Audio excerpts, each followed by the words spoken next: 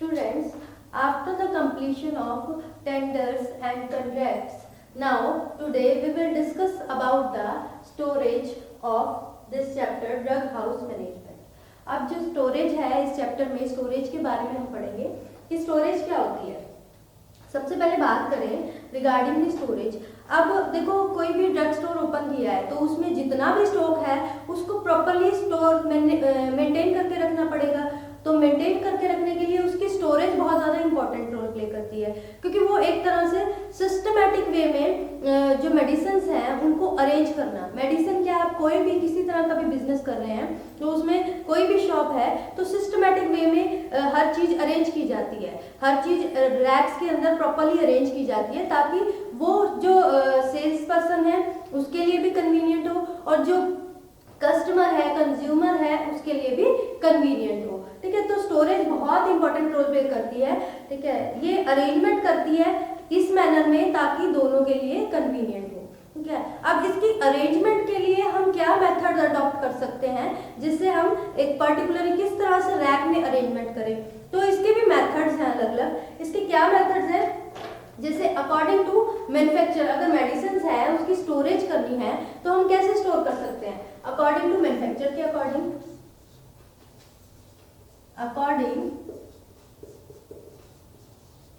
To manufacturer. अब manufacturer की बात करें तो कि कौन से मैन्युफैक्चरर है किसकी मेडिसिन, जैसे ग्लैक्सो इंडिया है, ग्लैक्सो की है वो एक रैक में अरेंज कर दी, दूसरे रैक में कोई यूनिकैम की है वो अरेंज कर दी, सन फार्मा की है वो अरेंज कर दी। इस तरह से company wise manufacturer wise particular product का जो मैन्युफैक्चर है उसके सारे प्रोडक्ट एक रैक में अरेंज कर दिए। तो ये बहुत ही इंपॉर्टेंट मेथड है, इस तरह से हम स्टोरेज कर सकते हैं मेडिसिन की। उसके बाद according to pharmacological action,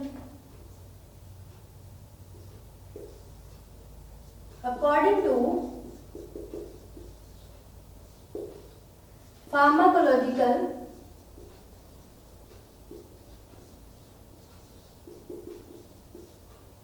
action,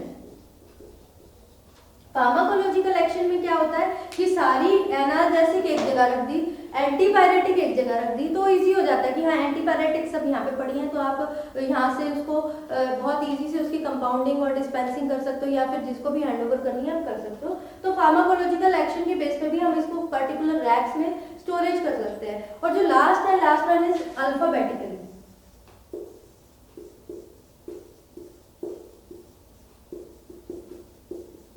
alphabetically में क्या हो जाएगा, जैसे ए अल्फाबेट से एस्प्रिन है, एनाल्जिन है, उनको एक साइड रख दिया, बीटाडिन है, ठीक है, उसको बी वाले कैटेगरी में रख दिया, सी वाली कैटेगरी में अलग आ जाएगी। तो इस तरह से उनको ए बी सी डी जिस तरह से उनका जो इनिशियल जो स्टार्ट हो रहा है जिस लेटर से उसके अकॉर्डिंग वो अल्फाबेटिकली अरेंज कर दिया।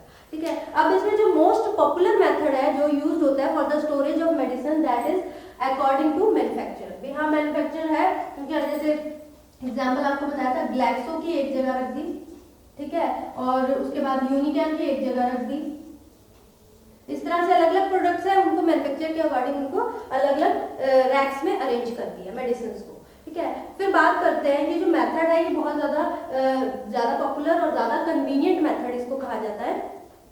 नेक्स्ट, हम जब भी स्टोरेज करते हैं तो हमेशा जो ओल्डर स्टॉक है उसको पहले रखते हैं। रैक है, अगर रैक में मान लो पीछे भी स्टॉक रखना है आगे भी, तो ओल्डर जो पुराना स्टॉक है उसको पहले रखा जाता है। क्यों? क्योंकि मेडिसिन के केस में हर चीज़ की एक्सपायरी होती है। ठीक है, तो वो एक्सपायर होने से पहले ही उसको सेल किया जाता है कि उसकी एक्सपायरी निकल जाए, इससे अच्छा वो वेस्ट जाएगा तो उसको पहले सेल किया जाता है। जो ओल्डर जो पुराना हमारा स्टॉक है उसको निकाला जाता है, इसलिए सबसे पहले आगे फ्रंट में ओल्डर स्टॉक रखा जाता है और बैक साइड में जो फ्रेश स्टॉक होता है वो ओल्डर स्टॉक के पीछे रखा जाता है। ठीक है, ये था हमारा जनरल की स्टोरेज हम किस वे से करते हैं। ठीक है, स्टोरेज बहुत ही इंपॉर्टेंट होता है, किसी भी चीज़ को अगर हमने स्टॉक रखना है स्टोरेज करना है तो वो भी प्रॉपरली होना चाहिए। अगर आप इस तरह से पूरा मैश ही कर दोगे तो कंफ्यूजन किसको होगी, सेल्स पर्सन को भी इनकन्वीनियंस होगा और जो कस्टमर है उसको भी वेट करना पड़ेगा, तो फिर वो इतनी देर वेट नहीं करेगा, मे बी वो मूव ऑन कर जाए उस शॉप से, वो दूसरी मेडिसिन शॉप या फिर दूसरी केमिस्ट शॉप से परचेज कर ले जो भी उसको मेडिसिन चाहिए। तो स्टोरेज बहुत इंपॉर्टेंट रोल प्ले करती है। 3 मेथड से होती है, हम स्टोरेज मैन्युफैक्चर के बेस पे कर सकते हैं। फार्माकोलॉजिकल एक्शन जैसे एंटीबायोटिक एक साइड रख दी, एक्सपेक्टोरेंट्स एक रैक में रख दिए और एनाल्जेसिक एक रैक में रख दिए। और उसके बाद आता है अल्फाबेटिकली ABCD, जो इनिशियल लेटर है जिस लेटर से स्टार्ट होता है उसके अकॉर्डिंग उनके रैक्स अरेंज करती है। उसके बाद नेक्स्ट हमारा टॉपिक आ जाता है इसमें कोडिफिकेशन।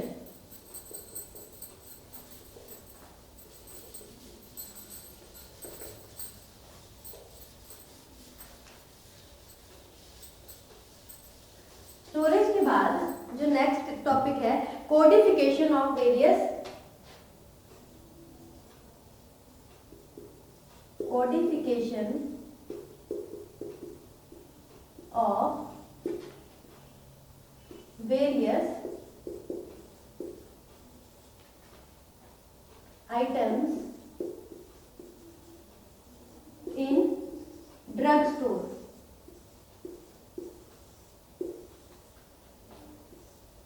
ड्रग स्टोर में जो अलग अलग आइटम्स है उसको कैसे कोड कैसे दिया जाता है। सबसे पहले तो हमें ये समझना है कि डेफिनेशन समझनी है कि कोडिफिकेशन होता क्या है। Codification is a process of assigning code, symbols और नंबर्स, ठीक है, to a particular material for easy identification. अगर हम इसकी डेफिनेशन की बात करें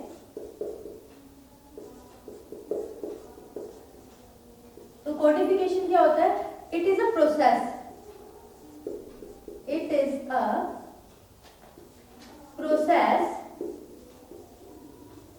of assigning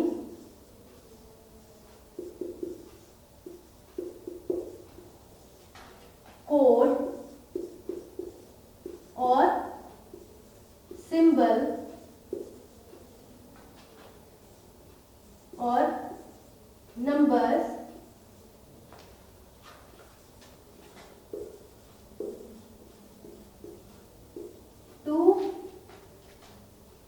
particular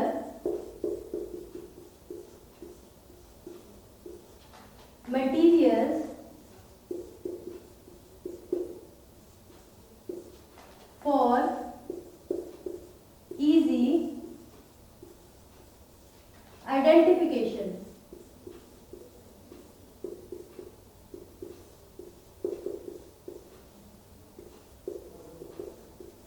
ठीक है, तो ये होता है कोडिफिकेशन। ठीक है, इट इज अ प्रोसेस, किसी भी पर्टिकुलर जो भी आइटम्स है उनको कोड देना, ठीक है, इजीली आइडेंटिफाई कर सके, इसलिए उनको कोई सिंबल दे दिया जाता है या कोई नंबर्स के थ्रू या कोड के थ्रू उनको आइडेंटिफाई किया जाता है फॉर इजी आइडेंटिफिकेशन। उसके बाद कोडिफिकेशन का जो मेन ऑब्जेक्टिव है, ऑब्जेक्टिव क्या है, क्यों दिया जाता है ऑब्जेक्टिव? कोडिफिकेशन किस लिए नेसेसरी है? एसेंशियल है for the good system of store keeping. It is essential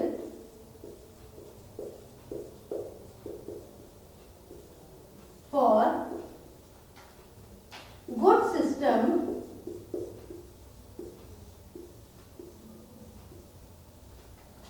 of store keeping।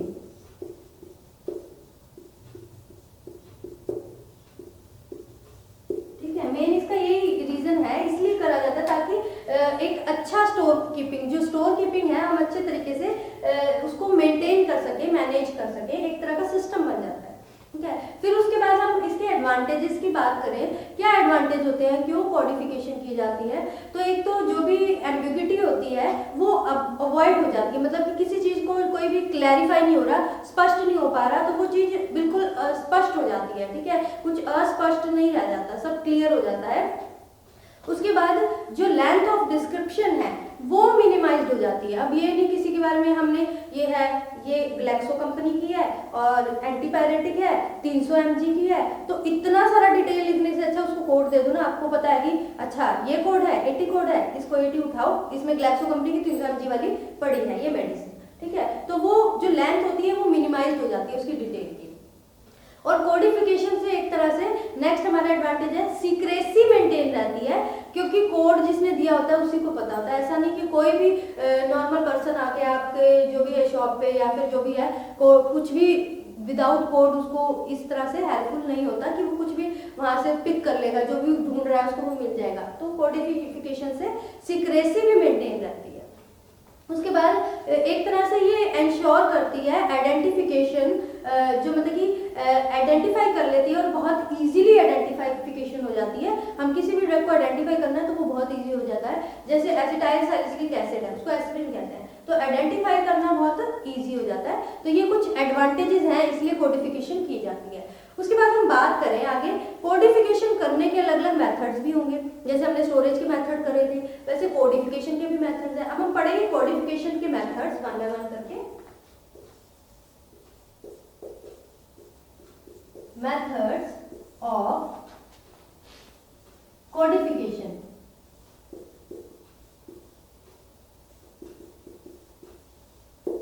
Codification के मेथड्स पढ़ेंगे, ठीक है। इसमें सबसे पहले 4 मेथड हैं, alphabetic method, mnemonic method, numerical method and combined method. सबसे पहले आ जाता है इसमें अल्फाबेटिकल मेथड। अल्फाबेटिकल मेथड, ठीक है। उसके बाद आ जाता है mnemonic method.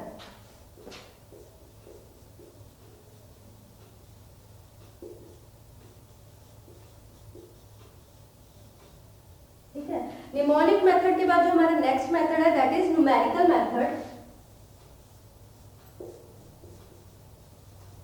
Numerical method and after numerical method जो लास्ट वन है that one is combination method.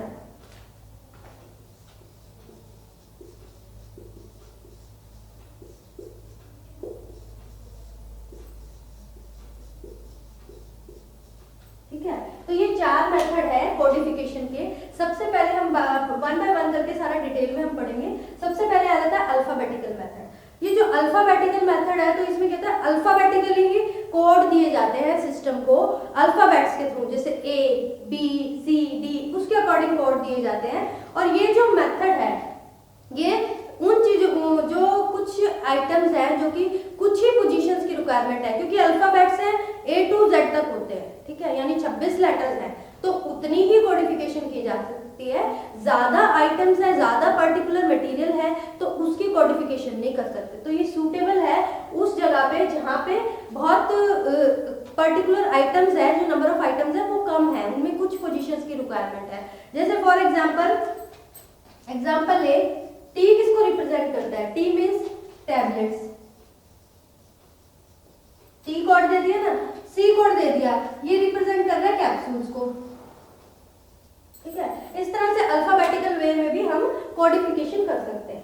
Next आ जाता है हमारा, ये सिंपल मेथड तो है, ठीक है, फ्लेक्सिबिलिटी इसमें सिंपल मेथड है, लेकिन ये मेथड वहां पे सूटेबल नहीं है। इसका ये डिसएडवांटेज है जहां पे number of material, number of item, number of product ज्यादा हो जाते हैं, क्योंकि इसमें कितने को कोड दे दोगे आप, ठीक है। इसमें ये बताओ टी फिर टेबलेट, अब कोई 10 mg की टेबलेट है तो टी से 10 mg की कैसे, टी से टी का ही कोड है, टी का कोड टेबलेट ही रहेगा, टी से 10 का कोड तो नहीं दे सकते, ठीक है। तो ये कुछ ही आइटम्स के लिए, कुछ ही मटेरियल्स के लिए सूटेबल है। अब इसको ओवरकम करने के लिए निमोनिक मेथड है। ये मेथड का ऑब्जेक्टिव क्या है? इजी आइडेंटिफिकेशन, ठीक है। इसमें कैसे होगा? इसमें जैसे कोड 80 रख दिया एग्जांपल में, जैसे 80, अब ए रिप्रेजेंट कर रहा है एस्प्रिन को, टी रिप्रेजेंट कर रहा है टैबलेट को, ठीक है, 80 कोड हो गया। या फिर ATP, A aspirin, T tablet, P means paracetamol,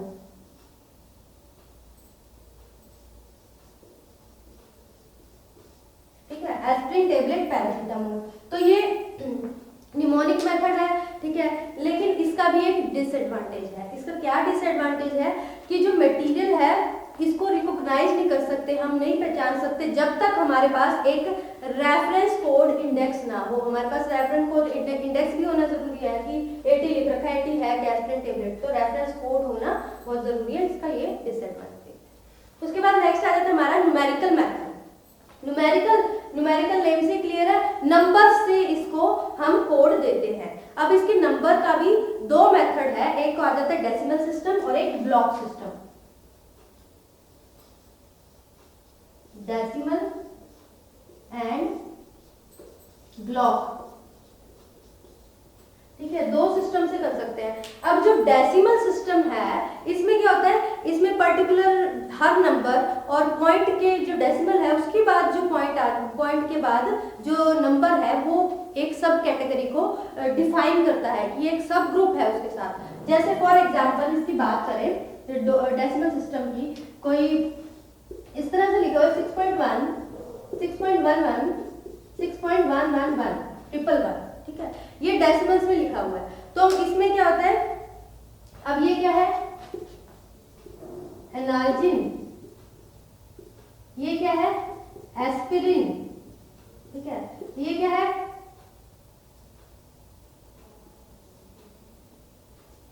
aspirin हो गया। ठीक है, अब इसमें ये आ जाएगा पैरासीटामोल। ठीक है, अब ये देखो इसमें जो पॉइंट के बाद एक एक नंबर बढ़ रहा है, 1 11 111, ठीक है। अब आप ये देख रहे हो, नोटिस कर रहे हो, एनाल्जिन, एस्पिरिन, पीसीएम, ये सब है तो एक ही कैटेगरी की ड्रग्स, ठीक है, लेकिन डिफरेंट टेबलेट्स है, सारी एनाल्जेसिक ग्रुप में आती है। ये सब किस में आती है, एनाल्जेसिक,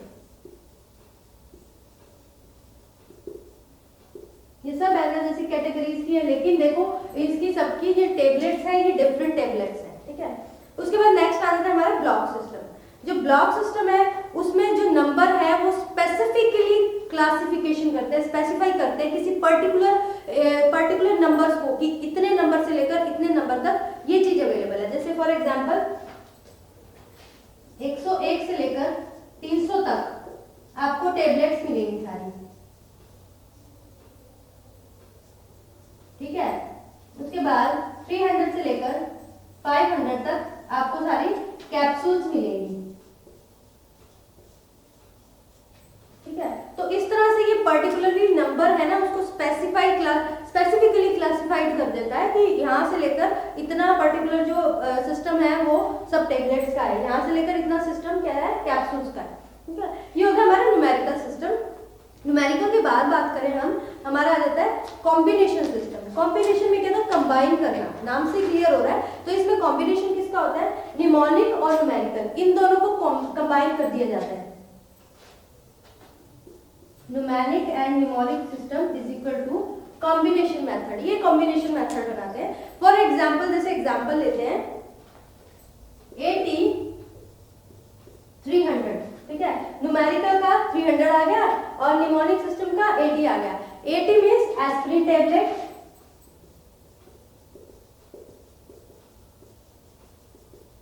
एंड जो 300 है वो किसको रिप्रेजेंट कर रहा है, वो अलॉट किया गया भी 300 mg की टेबलेट है, ठीक है,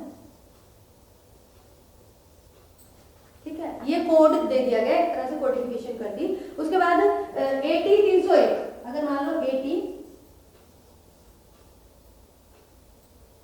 ठीक है, तो इसका मतलब कि भी क्या है, एस्पिरिन टेबलेट है कितनी, ये मान लो 600 mg की है, 500 mg की बोल दो, ठीक है, इस तरह से। तो ये कॉम्बिनेशन मेथड हो गया। तो ये डिफरेंट मेथड्स हो गए कोडिफिकेशन के, ठीक है। तो एक बार इसको हम दोबारा से रिवाइज कर लेते हैं। हमने आज क्या किया है, आज हमने किया है स्टोरेज के रिगार्डिंग, कि स्टोरेज क्या होती है। स्टोरेज किसी भी जो भी मेडिसिन की शॉप है, या हम मेडिसिन के बारे में पढ़ रहे हैं, हम ड्रग हाउस मैनेजमेंट के बारे में पढ़ रहे हैं, इसलिए मैं मेडिसिन का एग्जांपल ही ले रही हूँ। मेडिसिन की शॉप को किस तरह से सिस्टमैटिक वे से जो भी स्टॉक है उसको कैसे अरेंज किया जाए जिससे दोनों को कन्वीनियंट हो, सेल्स पर्सन को भी और कस्टमर को भी कन्वीनियंट हो, ठीक है। स्टोरेज के बारे में हमने पढ़े कि 3 मेथड्स होते हैं, एक तो मैन्युफैक्चर के बेस पे, फार्माकोलॉजिकल एक्शन के बेस पे और अल्फाबेटिकली।